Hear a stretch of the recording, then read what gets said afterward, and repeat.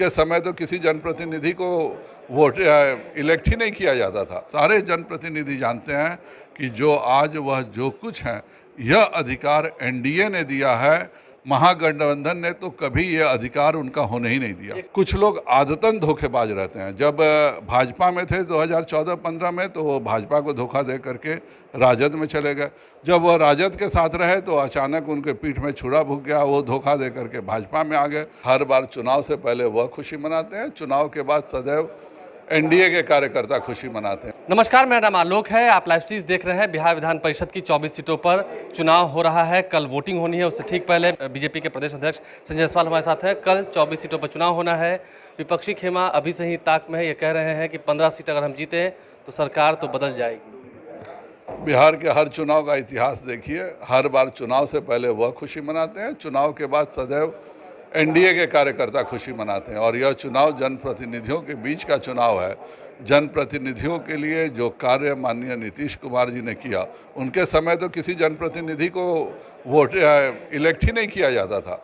तो जिन्होंने 15 साल के अपने राज्य में एक वार्ड सदस्य और एक मुखिया का चुनाव नहीं होने दिया, और वहीं दूसरे तरफ हमने न केवल चुनाव किया बल्कि आज एक एक पंचायत में केंद्र सरकार 1 करोड़ से ज़्यादा रुपए दे रही है, तो जाहिर बात है कि जनता और जनप्रतिनिधि उसे ही याद रखेंगे। नहीं, जिससे कैसे लगता है कि 24 सीटों का चुनाव है, फिर से लगता है कि 2/3 बहुमत आपको आएगा इस 24 सीटों पर? बिल्कुल, कोई इसमें शक नहीं है। एनडीए मजबूती से साथ है और बहुत ही अच्छे मतों से जीतेगा, क्योंकि सारे जनप्रतिनिधि जानते हैं कि जो आज वह जो कुछ है, यह अधिकार एनडीए ने दिया है।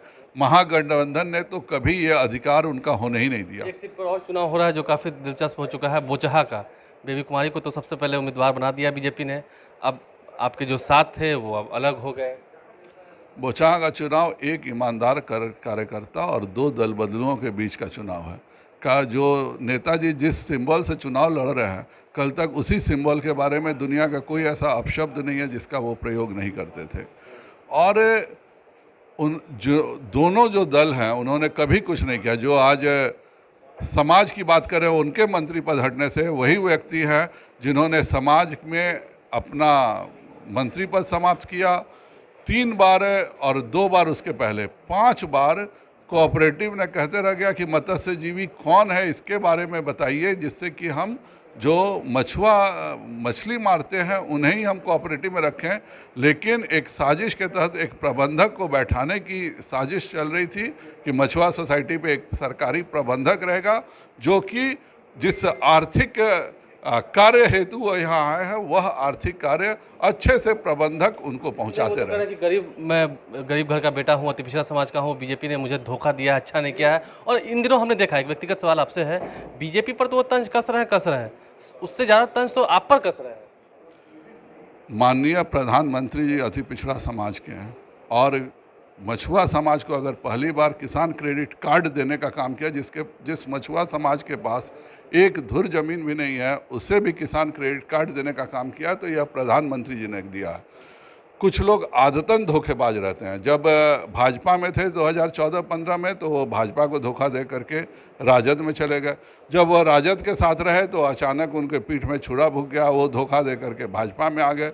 अभी वो भाजपा को फिर से धोखा दे करके, चाहे यहाँ पे हो या उत्तर प्रदेश का चुनाव हो, संजय निषाद जी वहाँ पे हमारे कोalition पार्टनर थे, जा करके वहाँ यह कहना कि नहीं, संजय निषाद जी को और योगी जी को वोट मत दो, यह क्या निषाद समाज की भलाई की थी? अखिलेश जी को वो जा करके कह रहे थे कि वोट दो जहाँ भी मैं नहीं लड़ रहा हूँ। इसमें निषाद समाज का क्या भला था अखिलेश जी को वोट देने में?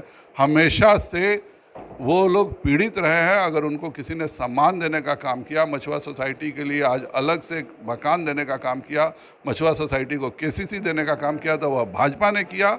और मछुआ सोसाइटी और मछुआ के जलकर पर अगर एक सरकारी प्रबंधक बैठाने का किसी ने प्रयास किया, तो वह मुकेश जी ने किया।